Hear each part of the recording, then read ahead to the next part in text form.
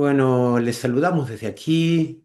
Sabemos que algunos estarán viendo esto en otros momentos y en otros horarios, así que donde sea que estén y a la hora que sea que nos están escuchando, les damos una bienvenida a esto que tiene la intención de ser algo así como un contarles cómo es que la PNL nos llamó en algún momento, qué produjo en nosotros el encuentro con esta disciplina y con esta tecnología, qué estamos haciendo ahora con respecto a la PNL y también, por supuesto, compartir cada uno de nosotros algunas de las últimas cosas que estamos jugando.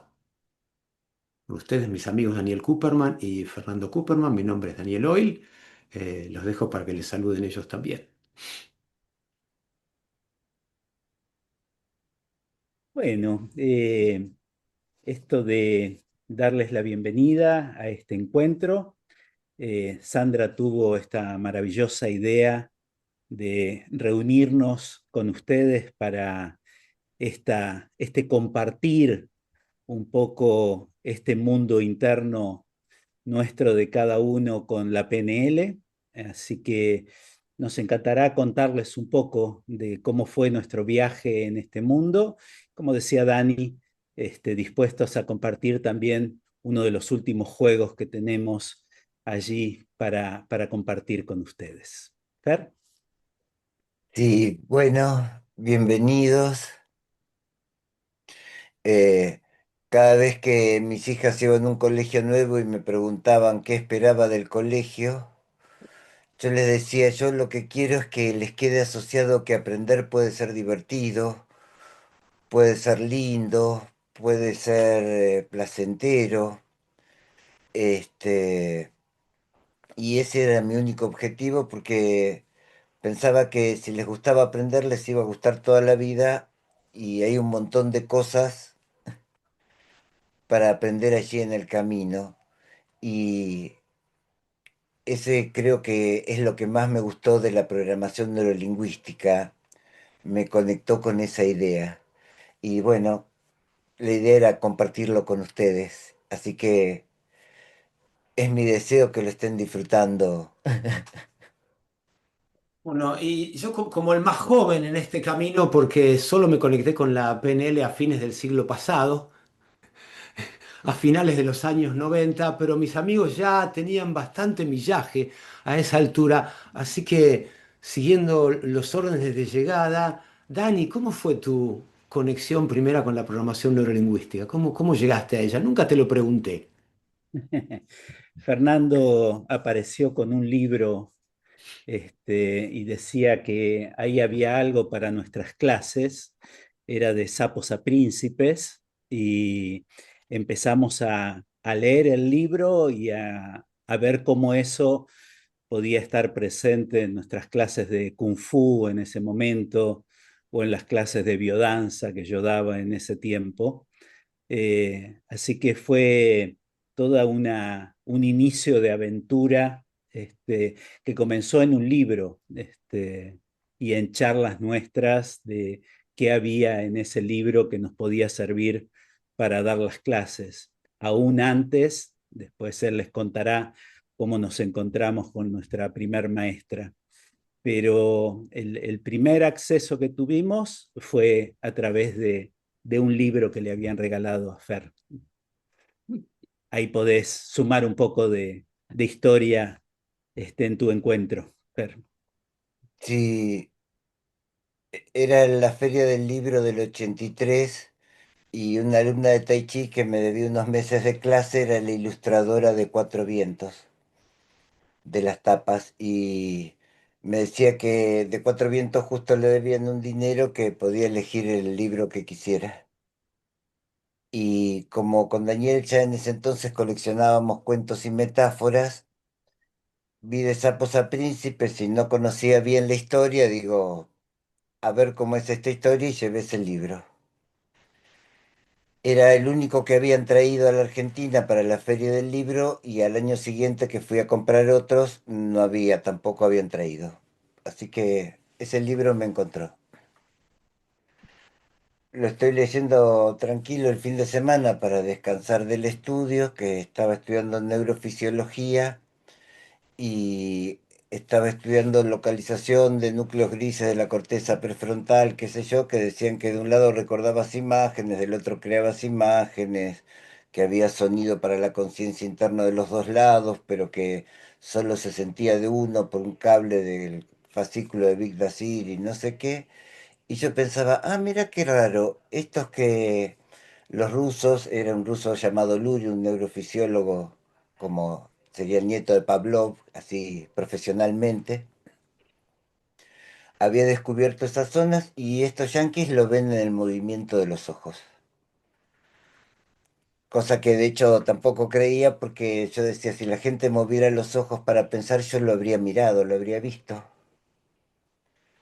Así que me voy a almorzar, le pido algo al mozo y veo que revolea los ojos para todos lados y después me contesta. Bueno, durante un año estuve jugando con los accesos oculares y dándome cuenta de cómo la gente pensaba y hacía un juego que era acompasar con los predicados de lo que decían, lo que veía que la gente hacía con los ojos.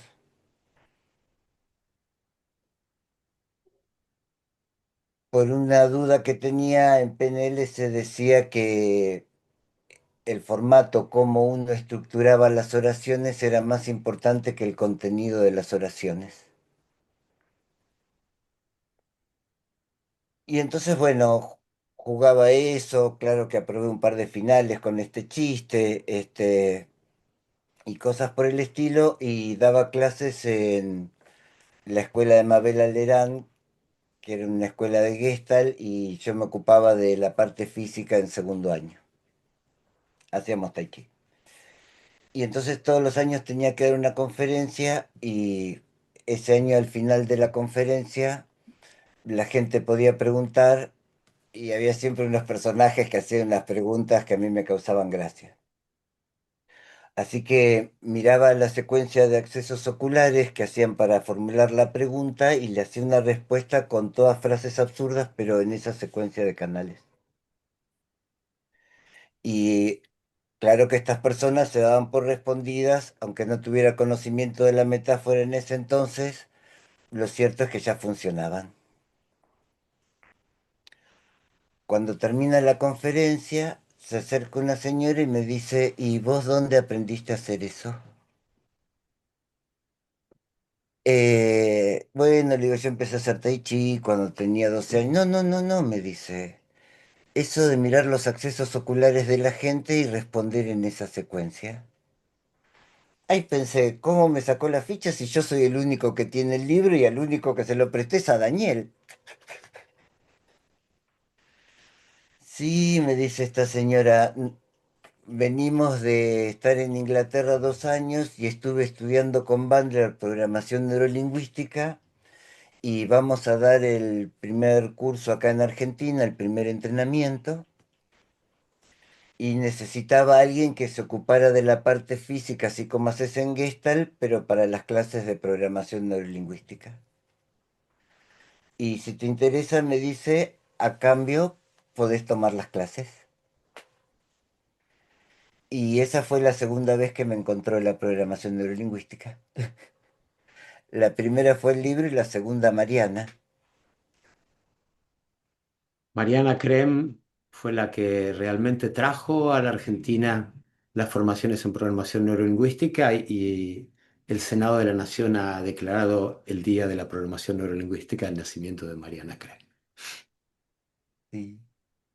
Una genia, mi maestra. Bien, y así comenzamos. ¿Y Lo vos, mío fue, Dani? y bueno, lo mío fue eh, también bien invitado por unos amigos a fines de los 90, me anoté en un seminario, podría decirse, de desarrollo personal y profesional, que eran 3 mediodías y todo el fin de semana. Eh, Muy en la onda de esta época de escuela de vida, esas cosas que eran como muy vivenciales, con un poco de coaching coercitivo también, un poco todo mezcladito. Yo me di cuenta que al cabo de esos 5 días yo salí hablando distinto, organizando la manera como me comunicaba y a partir de yo hablar distinto, empecé a tener resultados diferentes en mi hablar. Y yo dije, ¿qué pasó acá? Como en 5 días de estar recibiendo una información y algunos ejemplos y algunas prácticas que eran tipo de Gestalt, de esas cosas de silla caliente, de trabajar entre dos con declaraciones, pero algo en mi manera de comunicarme había cambiado. Entonces, a ver, ¿de qué se trataba esto? Entonces empecé a averiguar y sí, en el seminario las tecnologías había Gestalt, había psicología transpersonal y había una cosa que se llamaba programación neurolingüística. Vaya a saberse qué era eso, pero algo del lenguaje tenía que ver. Un par de meses después, alguien que había estado en estos entrenamientos me dice, ¿sabes que hay una escuela de PNL? Y yo me anoté para el practitioner, fue la primera clase y yo creo que te va a gustar. Era la escuela de Lidia Muradep y Lidia String, de las otras que trajeron la programación neurolingüística a la Argentina muy poco después de Mariana. Y este amigo fue solo el primer mes y se fue. O sea que la misión era introducirme en ese mundo y claro, me encontré con que para algunas cosas era un antes y un después. Me aparecieron conceptos como congruencia e incongruencia, entonces ahí me di cuenta que cuando parecía que no podía decirme, no era que estaba loco, sino que había una parte interna mía que quería ir en una dirección, que era muy congruente con ciertas necesidades que yo tenía, que había otra parte interna mía que quería ir en otra dirección, que estaba muy congruente y sentí que eso era como el mayor ansiolítico que hubiera yo recibido en mi vida. Darme cuenta que cuando quería dos cosas al mismo tiempo era simplemente que había dos partes internas mías que estaban respondiendo a necesidades igualmente válidas, solo que en el mismo momento se volvían incompatibles. Y la idea de poder integrar partes en conflicto para mí fue como, uff, esto es una joya. Esto es una joya. Aquí hay algo para seguir avanzando. Así que terminé el practitioner y dije, bueno, si hay un máster, debe tener algo bueno. Así que hice el máster en programación neurolingüística. Y después del máster había algo que era el trainer, que era para enseñar PNL. Y yo la verdad que no tenía ningún interés. Yo hacía tiempo que tenía mi consultora de desarrollo de software. Y dije, no, yo no voy a enseñar PNL, pero hace mucho tiempo que no tengo la experiencia de terminar algo. O sea, empiezo algo y cuando tengo la información necesaria y la que yo debería buscar, lo dejo. A ver cómo es, hace tanto tiempo que no termino algo, a ver cómo sería terminar esto. Si son 3 niveles, bueno, hagamos los 3 niveles. Y como parte de ese tercer nivel, resulta que había que hacer unas pasantías y le empecé a tomar el gustito y vino alguien de la escuela y me dijeron, nos gusta tu estilo, ¿te gustaría sumarte al staff de la escuela? Y ahí empecé como jugando, pensando que nunca me iba a dedicar a eso. Cuéntale a Dios tus planes y se va a reír mucho. Excelente, excelente. Y Dani, mi hermano, a partir de ahí, ¿cómo siguió? Y a partir de ahí lo viví de esta manera, ¿no?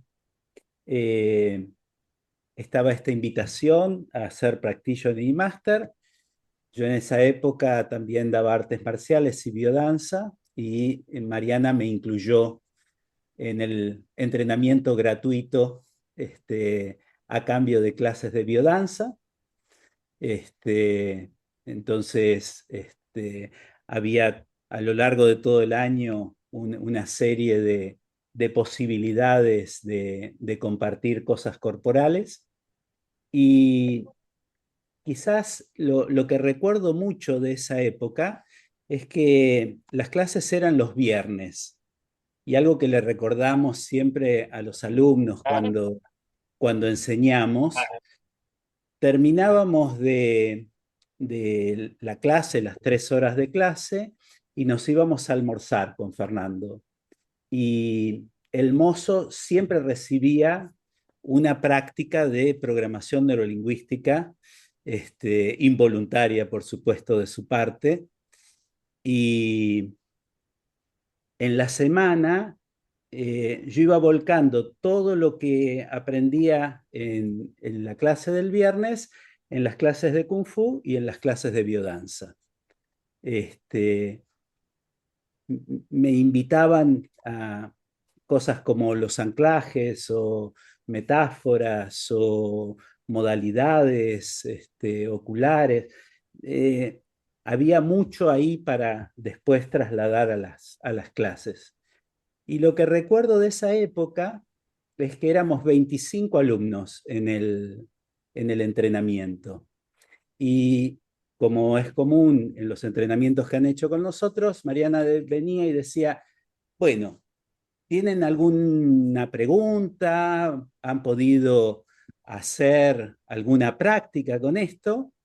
Y los teníamos hartos a los otros 23, porque con Fernando siempre habíamos estado haciendo 20, 30, 40 prácticas y utilizaciones y teníamos montones de preguntas y eso siento que elevó muchísimo el nivel del entrenamiento.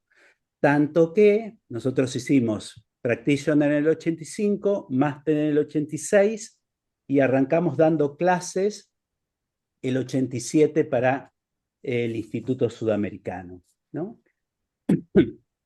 Entonces, tanto nos habíamos metido dentro de ese mundo de la PNL y habíamos usado y teníamos preguntas y teníamos ejemplos y que Mariana dijo, estos tipos los quiero, además veía que hacíamos tai chi, biodanza, otras cosas, los quiero como profesores del instituto.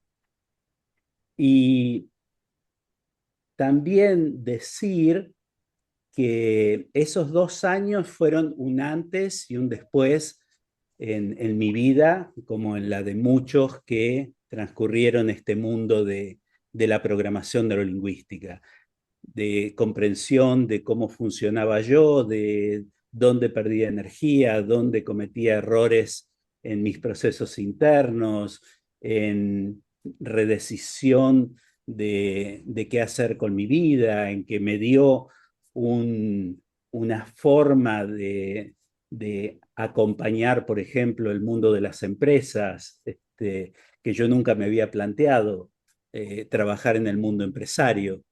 Pero muchos años de estar en ingeniería sin recibirme nunca de ingeniero, el mundo empresario, el código empresario me era conocido y en ese momento no había mucha gente que enseñase para empresas programación neurolingüística, eran más terapeutas, más orientados hacia la salud.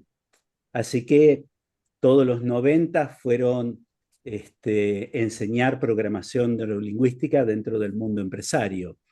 Así que tanto en lo personal como en lo laboral, como en mi presencia en el mundo, en la pareja, en infinidad de áreas de vida, fue tocando esas herramientas del Practitioner y Master para permitirme ser una persona completamente con otros recursos al terminar ese proceso. Y, y en esos almuerzos, la anécdota capaz interesante, recién Dani hablaba de las lidias, íbamos a almorzar con Fernando y veían que nosotros avanzábamos en una velocidad que no avanzaban los otros 23. Y entonces las lidias empezaron a venir a almorzar con nosotros y empezaron a hablar y a entrenar en esos almuerzos que teníamos. Y después había otra chica que venía a los almuerzos que Mario no me acuerdo. Nesquenone. Ah, Mario.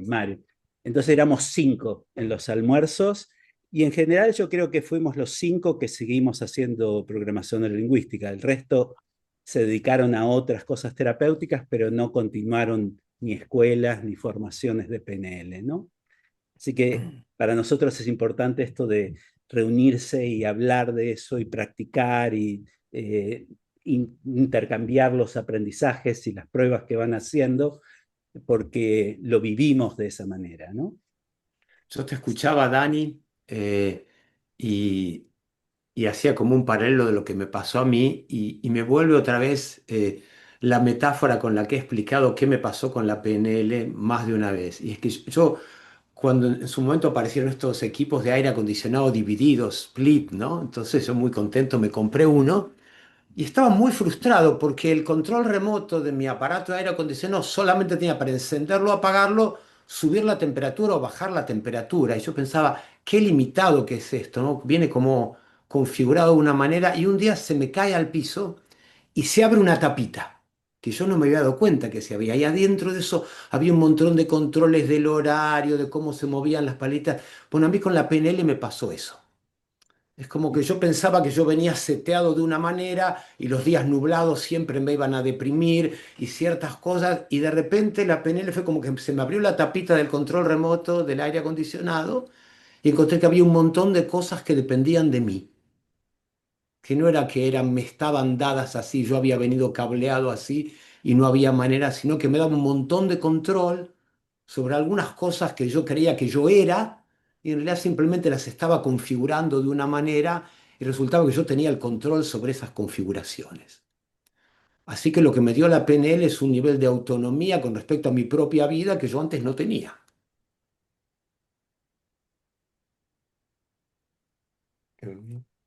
Per, Eh, bueno, cuando empezamos a entrenar con Mariana y a practicar, eh, en estos 2 años creo que aprendí cómo aprender. Y hacía 4 años que estaba en la universidad y había avanzado unos 2 años de la carrera, un poco más. Y en los 2 años siguientes hice los 2 años y medio que me faltaban y 5 niveles de inglés y este, con notas especialmente altas, porque entendí cómo funcionaba mi mente y qué estado necesitaba para poder aprovecharla. Así que después me parecían tan útiles los patrones inconscientes, los modelos, diferenciar estrategias, distinguir estados, tener herramientas como las submodalidades que las usamos en publicidad, en ventas, en gerenciamiento, en deportes, en técnicas corporales, hicimos modelos de masajes. Yo soy psicólogo y soy apasionado de la clínica, así que atendí un par de miles de pacientes. Eh, Nos resultó tan práctico y tan fácil de corroborar los resultados en el momento, en tiempo real, que mm, no era como el dulce de leche, se podía usar en casi cualquier cosa. Eh, No hay actividad donde una cosa que me encantaba de la PNL es que en otros modelos teóricos el inconsciente se impone, se no sé qué, te pasa, conectaste, y la PNL tenía esta opción de comunicarnos con nosotros mismos, que me pareció una genialidad. Y bueno, no hay actividad que hagamos donde no nos estemos comunicando con nosotros mismos y la hacemos solos y todas las actividades que hacemos con los otros, cómo nos comunicamos, eh, hace que resulte maravillosamente, más o menos, regular. Eh, Como jugaba cosas para desarrollar la percepción, un tiempo me fui a estudiar perfumería. Y mi maestro de aromaterapia decía, el perfume es un casi nada que hace la diferencia. Y yo creo eso de la comunicación, Mm, eh, de para qué sirve la PNL. Es un casi nada, pero hace la diferencia. me gusta Dani, eso. ¿Cuál? vos. Bueno, la historia sigue que, bueno, me invitaron a hacer lo que yo pensaba que nunca iba a hacer y me encontré enseñando programación neurolingüística en plena crisis del 2001, y pasaron algunos años. Yo seguía enseñando programación neurolingüística como la había aprendido y en algún momento, ¿sí? Creo que ya corría el año 2008, algo de cómo yo la había aprendido, algo de cómo la estaba practicando y algo de cómo la enseñaba empezó como a quedarme encorsetado y empecé a sentir que esa forma, como yo había incorporado esta herramienta, se me estaba convirtiendo, al decir de Don Juan, en un camino sin corazón.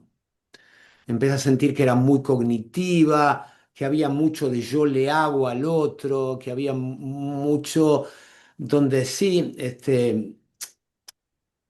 hablábamos de influencia, pero a mí me terminaba sonando manipulación, algunas de las formas como se hacía. Estaba bueno aprender eso porque sabíamos cómo la publicidad o la política nos manipula, pero sentía que a eso le faltaba corazón. Y al mismo tiempo, por haber leído cosas de Steve Andreas, de otros autores, sentía que tenía que haber otra forma, diferente de cómo yo, al menos me hacía, de cómo yo la había incorporado, de cómo yo la había entendido.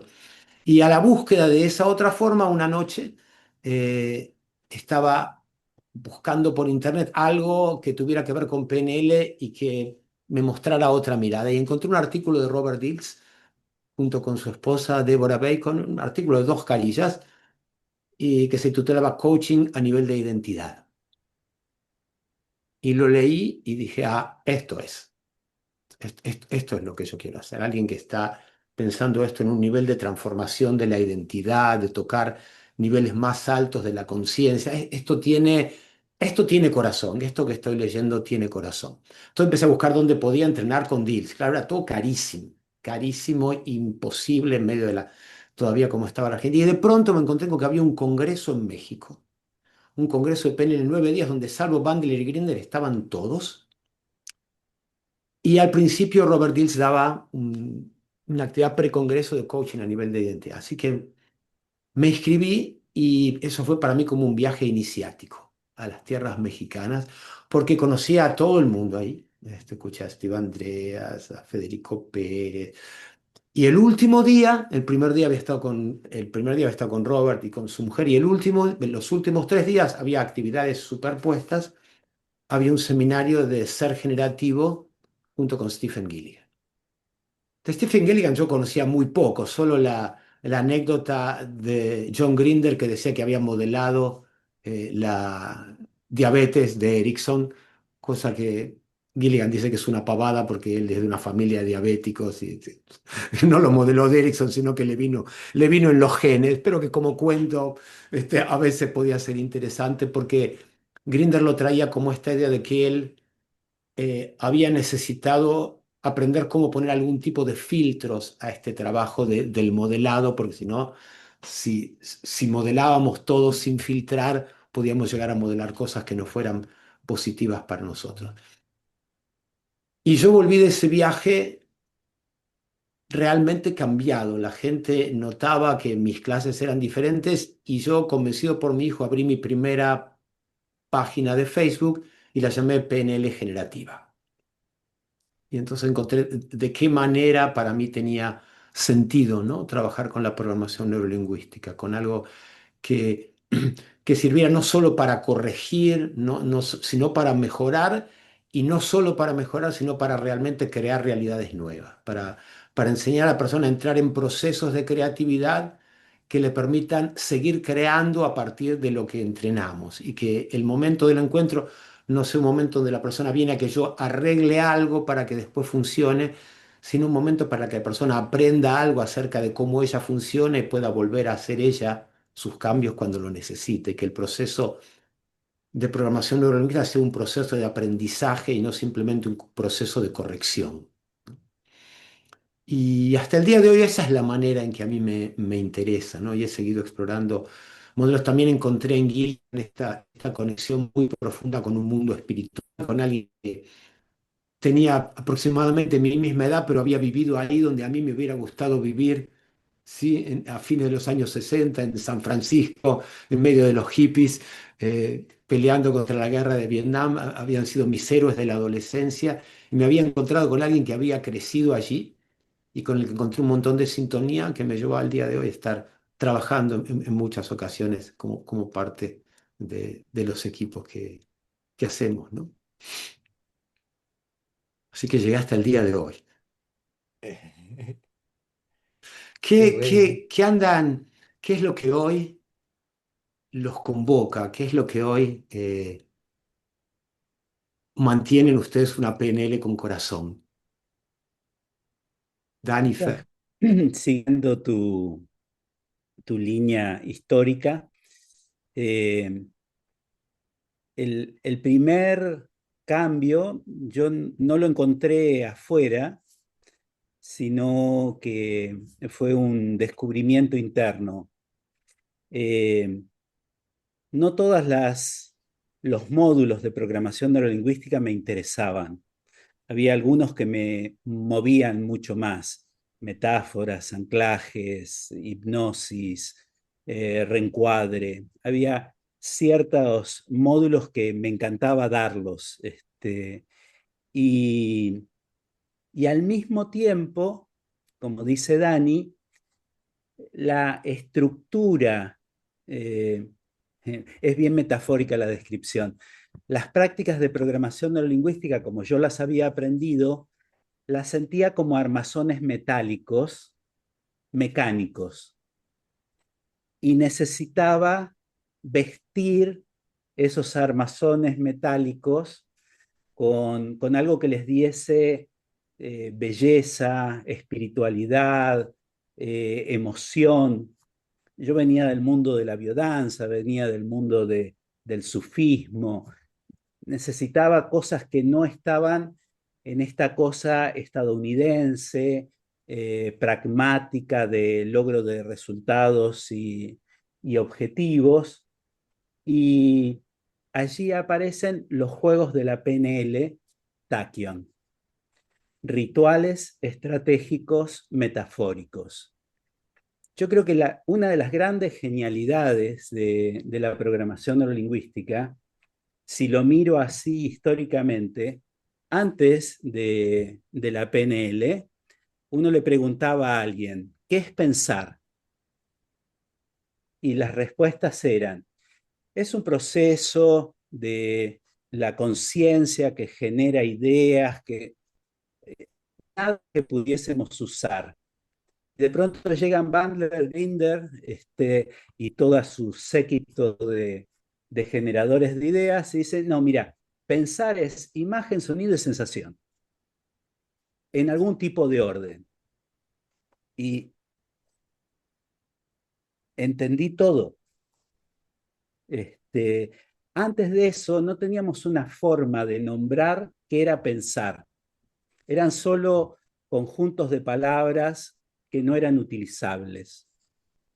Y entonces pensar en rituales metafóricos estratégicos, donde se hace algo, después se hace algo más, después se hace algo más y se obtiene un potencial o el desarrollo de un potencial.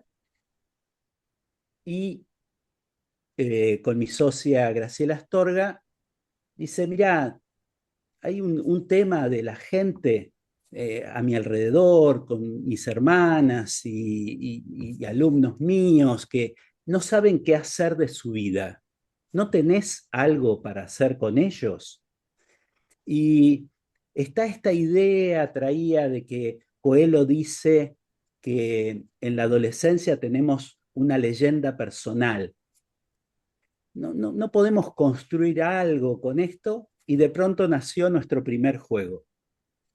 Nuestro primer juego Tachyon se llamó Leyenda Personal y era una forma de vestir todos estos procesos que habíamos aprendido en programación neurolingüística, y la gente llegaba durante 2 horas y media, 3 o hasta 4 horas, y estaba jugando metafóricamente con música, y yo ahí, como diría Daniel, encontré una PNL con corazón. Seguimos avanzando ahí en los 90 y encontramos que Richard Bandler estaba haciendo algo que se llamaba ingeniería mental o algo raro, pero que tenía que ver con que había cosas ahí que eran avanzadas respecto de la PNL, y lo que nos llegaba es que en un lugar a la derecha abajo había, o a la izquierda abajo había un lugar que era el convincer, donde la gente se convencía de cosas. Y empezamos a charlar con Fernando y a ver qué era esto de que podía estar ahí afuera y que podía tener forma, y tomó forma mente holográfica. Muchos años después, tomó una forma de un primer nivel, de un segundo nivel, de aplicaciones en este tiempo. Entonces, los dos caminos que despertaron en mí la programación neurolingüística, y que es una invitación que siempre me gusta hacer a quienes nos acompañan, es eh, cuál va a ser tu desarrollo a partir de que la gente hace, por ejemplo, un trainer. Entonces, ¿cuál es tu práctica? ¿Cuál es tu diseño? ¿Cuál es tu regalo para el mundo? ¿No? ¿Qué viniste a contar vos? Más allá de lo que contó Bandler y Grinder, valiosísimo, fundante, me cambió la vida, pero después necesité contarlo yo, ¿sí? Y me gusta invitar a los alumnos que nos acompañan, cuál es eso que tenés que contar vos, ¿no? En este tiempo apareció también, hubo una revista que se llamó Anchor Point, y durante 10 12 años salían muchísimos ejercicios y prácticas que nunca estuvieron ni en los practitioners, ni en los máster, ni en los libros de PNL, ¿no? Con honrosas excepciones.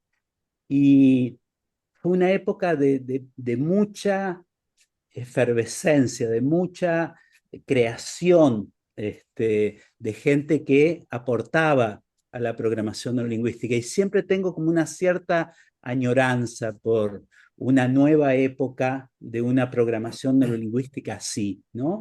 De que cada uno de aquellos que llega a la PNL nos cuente ese regalo único que tienen para hacer desde la programación neurolingüística.